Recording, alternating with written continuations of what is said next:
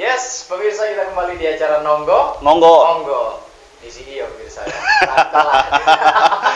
Kalau orang sholat kalau sholat berjamaah itu masbuk nyampe rokaat kedua gitu pemirsa. Oke, saya ingin melanjutkan agar masyarakat itu juga ternyata penasaran gitu Mas. Benar. Kan pada saat syuting ya, kita itu kan sering syuting yang namanya Sidda Islami, biasa menjelang Ya. puasa begitu. Ya paling sering syutingnya itu kita di pelabuhan pemirsa. Nah, Mas Irul ini dengan ciri khasnya selalu menggunakan sorban, kalau tidak sorban itu kadang sorban dengan motif batik gitu Mas. Benar. Ya. Kemudian pakai jubah. Ya, jubah. Entahlah, jubahnya itu warna-warni, koleksinya banyak sekali loh pemirsa ya. Ya itu sering sekali banyak yang mengatakan bahwa ternyata muncul sosok Ustadz Jeffrey Al-Bukhari Buddha gitu. Jadi sering ucapan-ucapan begitu sering disampaikan ya, sering dilontarkan gitu. Itu risih nggak sih diomongin begitu Mas, dikatakan mirip? Karena kalau menurut saya katanya sih kalau orang yang dikatakan mirip dengan orang yang lain itu katanya pasaran. Benar kan? Gimana Mas itu? Enggak lah, enggak risih. Cuman ada yang risih. Apa ya? Jangan sesekali kalau seandainya mirip lah nggak masalah. Ya. Tapi jangan sampai mirip yang meninggal duluannya. Aduh. Almarhum, nah gitu ya. Iya. Ya, almarhumnya itu. Tapi setidaknya bangga nggak sih dikatakan mirip dengan Ustadz Uce itu? Dikatakan bangga ya bangga lah. Karena ya. Masih di jalannya, masih di satu profesi dakwahnya. Benar. Tapi memang sudah dari kodratnya itu mirip, atau memang dari Mas Irulnya ini memang sudah salah satu Uce ini adalah salah satu inspirasi, bahkan stylenya pun juga dikatakan mirip, begitu enggak ya? Bisa jadi inspirasi lah. ya? Kenapa kok bisa seperti itu? Karena beliaunya itu dakwahnya itu adalah milenial juga. Milenial. Seperti itu. Suaranya milenial juga nggak sama Uce gitu? Milenial lah. Oke, nah ini tapi ini kan ternyata banyak orang yang mengatakan, contoh kalau seandainya ada kegiatan, kemudian juga kayaknya kalau seandainya ada kegiatan kurang sah rasanya kalau klimaksnya itu tidak diberi yang namanya tausiah agama. Benar. Orang atau sohibul bait atau tuan rumah itu biasanya lebih bilang lebih nyaman uciknya mayangan biasanya gitu. Benar. Ya. Apa sih yang membedakan secara performance, secara dakwah yang membedakan antara Mas Irul dengan para pendakwah yang lain yang ada di Probolinggo? Gitu. Yang apa ya? Dari segi apanya dulu? Bingung. Dari segi pembawaan mungkin, atau mungkin dari konten konten yang ingin ditausiahkan begitu. Yang pernah saya dengar sih, dan di setiap ada acara dakwah, ada acara tausiah, pasti saya itu akan balik tanya terhadap Saibul Bait. Seperti itu. Ketuan rumah khususnya. Bagaimana sih ketika saya itu ceramah? Bagaimana sih ketika saya dakwah? Seperti itu. Tapi feedbacknya gitu ya, benar. Jadi buat apa? Buat cerminan bagi diri saya sendiri.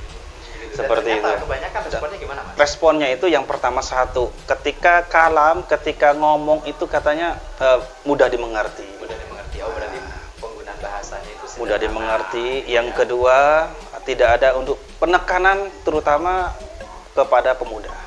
Tidak ada penekanan maksudnya gimana? Ketika di dalam pemuda tersebut, salah satu contoh lah, si pemuda itu gak pernah sholat, sering mabuk-mabukan. Biasanya saya pribadi itu lebih sering dakwah ke tempat mereka seperti itu, dimana ada tempat yang lebih mayoritasnya pemuda yang tanda kutip lah lebih banyak main maksiatnya lah. Kita diundang di sana, kita adakan pengajian, kayak rutinan. Biasanya ada orang yang manggil, ada ngundang. Tahulah kalau posisi ini khususnya buat Ustadz Anam, ini Ustadz Masirul lah seperti itu. Gitu ya. Jadi sudah ngerti ada plot-plotnya masing-masing. Benar, gitu ya. Seperti itu. Tapi Mas, kalau kita berbicara tentang sosok remaja, ini kan bagaimana caranya Mas Irul itu bisa masuk dan secara umumnya itu menyadarkan mereka yang sebelumnya tidak paham agama, bahkan mereka itu sudah kembali ke ke jalan Tuhan lah istilahnya. Seperti itu. Itu gimana sih Mas? Apakah memang memiliki trik atau strategi tersendiri? Kalau saya sih pasti ada strateginya. Ada ya? Gimana, Salah satu gimana? contohnya kita mengikutin dia. Kemauannya dia itu apa? Oh, gitu. Tapi jangan sampai saya pribadi terjerumus. Oh, gitu ya. Seperti itu. Maksudnya kemauannya dia ini dalam hal apa ini? Salah satu contoh, seandainya dia itu ada problem. Yang pertama, yang kedua ada problem masalah pacar, tunangan dan sebagainya. Di situ Mas Irul masuk? Masuk. Oh, Dan yang seterusnya ada yang menggantikan pacarnya bagaimana? Enggak ya? enggak lah. Kalau menggantikan pacar, aduh. Payah ya, payah. Iya, dua kali. benar. Oh, berarti juga sambil lalu menasihati masuk dalam Masuk permasalahan. dan seperti itu. Terus ada ada komunitas apa, saya masuk. Masuknya di Tapi yang pastinya di antara komunitas tersebut harus ada sosok tokoh yang kenal sama saya khususnya, dan tokoh tersebut sangat berpengaruh pada lingkungan tersebut. Iya. Jadi itu untuk strategi yang bisa gampang masuknya lah. Mas butuh waktu berapa lama sih untuk apa namanya ya menyadarkan teman-teman ini untuk bisa mengembalikan lagi? Tergantung dari sikon sih. Tergantung ya. Dari sikon. Tapi kalau dilihat dari pengalaman yang pernah dilakukan oleh Mas Irul, Iya. kira berapa lama? Setahun, 2 tahun kan? Oh enggak lah, paling nggak hitungan beberapa hari. Oh, itu cepat loh. Biasanya. Benar. Itu kan dalam beberapa hari. Beberapa hari. Apa gendam Mas ya? Benar, Enggak ya? enggak lah. Benar. Meskipun lah ibaratkan kategori untuk dia tuh untuk sholat, untuk masih bolong-bolong kan. Masih bolong-bolong. Ya namanya juga tahap pembelajaran. Benar. Benar ya. Oke, pertanyaan kedua yang agak sedikit menggelitik, ini agak sedikit secret sih Apa sebenarnya itu? pemirsa. Tapi kayaknya memang perlu loh disampaikan. Tapi saya curiga nih aslinya. Ini curiga, Yang saya curiga. Itu adalah benarkah bahwa Mas Irul itu sering digoda oleh perempuan di luar sana? Nah itu gimana ini? Benar nggak ya? Nah ini kan kita mendapatkan rumornya gitu Nah, ya. tapi kalau secara langsung tidak ada lah. Tidak ya? Tidak ada. Secara langsung tidak ada. Ya namanya perempuan tidak mungkin secara langsung ya. Tapi secara medsos Secara medsos pun Iya. kalau ada perempuan yang mengatakan begitu itu sudah dikatakan berani loh Mas. benar. Tapi emang ada ya yang begitu ya? Adalah. Gitu ya. Nah. Tapi kalau dilihat dari profilnya memang dari perempuan baik-baik begitu. Iya. Ya, 50-50 lah. 50-50.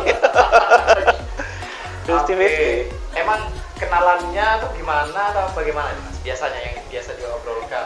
Yang diobrolkan tidak ada sih, cuman Tidak ada. cuman Cuma langsung kepengen bilang mau langsung jadi di istri inbox. yang kedua gitu. Enggak ya? Enggak lah. Enggak ya? Enggak. Gimana nih berarti? Namanya juga digoda loh pemirsa ya kan. Jadi Paling tidak lebih sering kalau di medsos, contohnya salah satu akun lah, terus ada yang inbox, messenger, ada yang DM, seperti itu aja. gitu ya, mengucapkan kata-kata romantis. Iya. Tapi terbuka nggak sama Mbak? Kalau saya maksudnya, Iya. iyalah, terbuka lah. Ya, jadi nggak Makanya ada suksesnya rasa seorang suami itu ada di istri. ada di istri. Benar. Betul. Jadi biasanya bagaimana pada saat istri ini sudah langsung mengetahui, Iya. itu namanya juga kadang kan ada yang karakternya suami begini, oh mending kata-kata begini di skip aja, mending kata-kata ini mending di Iya. aja, menjaga perasaan istri, atau memang sudah di lost, pokoknya wis ini chattingan saya dengan ini, nah apa begitu karakternya Iya, Mas Irul ini yang karakter yang mana nih? Karakter yang transparan aja. Karakter Yang transparan aja. Ya. biasa ya. Jadi kalau transparan, kita Meskipun- nikmat. Gitu. Meskipun transparan tapi biar nikmat, gimana sih maksudnya? Jika seandainya saya transparan, itu terasa nikmat. Nikmatnya apa? Dalam keluarga, tidak ada yang ditutup-tutupi seperti itu. Keluarga bisa jadi barokah, jadi nikmat. Meskipun godaan itu sedikit menyakitkan bagi seorang istri, itu juga tetap apa Mas ya? Ditunjukin Iya, gitu ya. lebih baik jujur di awal. Lebih baik nangis di depan ketimbang nangis di belakang. Seperti itu. Begitu ya. Benar. Tapi memang bagaimana caranya Mas Irul itu merespon menolak tanpa menyakiti perempuan itu sendiri, itu gimana Mas? Yang pastinya saya nggak pernah balas inbox tersebut. Oh, udah dibalas. Iya. Khawatir akun fiktif kah atau bagaimana? Bisa jadi. Bahkan saya baru-baru ini aja, awal tahun ini Nah, saya kita aktifin juga lagi. gimana? Baru awal tahun ini aja, profil foto saya diaktifkan kembali. Yang dulu-dulunya sebelum-sebelumnya saya nonaktifkan, khusus foto profil. Takutnya apa? Takutnya kita menghindar dari fitnah. Takutnya terjadi fitnah ketika seandainya saya itu WhatsApp, tiba-tiba dia di screenshot, di tag, alhamdulillah saya sudah pernah WhatsApp sama Japri sama Ustadz saya seperti itu. Gitu ya. Jadi Menghindar dari fitnah. khawatir disalahgunakan. Benar. Dari fitnah juga. Oke. Sudah dapat informasinya. Begitu Iya. ya, pemirsa. Jadi kalau saya di kota-kota besar itu bisa masuk infotainment. Gini nih. Segmen yang keempat kita nanti akan bermain game atau game bersama dengan Ustadz Khairul. Siap. Ya, tetap di sini di acara Nonggo